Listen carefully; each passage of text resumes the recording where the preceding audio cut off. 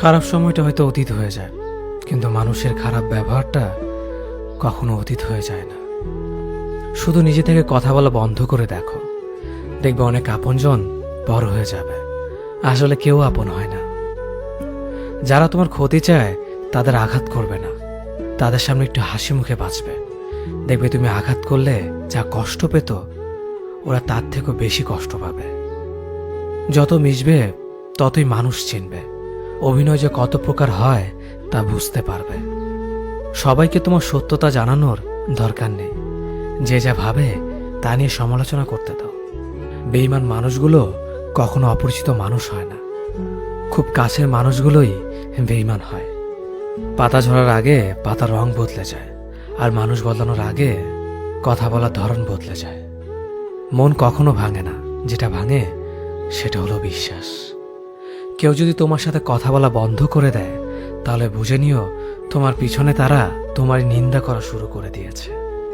ভুল মানুষের কাছে প্রত্যাশা রাখি বলে আমরা দুঃখ পাই বেশি। আপনি যতই নরম মনের মানুষ হবেন, ততই আপনি অন্যদের কাছ থেকে ক্ষত বিক্ষত হবেন। মানুষ চেনা শুরু করলে এমনিতেই বন্ধুর সংখ্যা কমে যাবে, এটাই বাস্তব।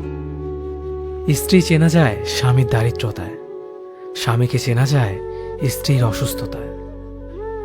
খাবার যতই দামি হোক না কেন, পচে গেলে যেমন তার দাম থাকে না, ঠিক তেমনি শিক্ষা যতই থাকুক না কেন, মনুষ্যত্ব না থাকলে সেই শিক্ষার কোনো দাম থাকে না।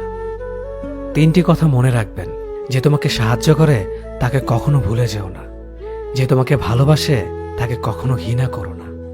যে তোমাকে বিশ্বাস করে তাকে কখনো ঠকিও না। ধোঁকা একজনেই দেয়, কিন্তু বিশ্বাস সবার উপর থেকে উঠে যায়। পৃথিবীর কেউ যদি আপন বলে থাকে, তিনি হচ্ছেন মা।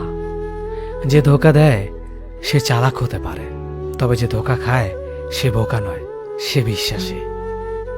কাউকে যদি ভালোবাসতে হয় তাহলে হৃদয় থেকে ভালোবাসুন।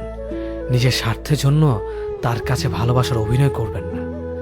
আপনার অভিনয় হয়তো একটি মানুষের জীবনটাই পুরো এলোমেলো করে দিতে পারে। মানুষ চিনতে শুধু মন নয়, সঠিক পরিস্থিতি দরকার হয়। তুমি যখন বিপদে পড়বে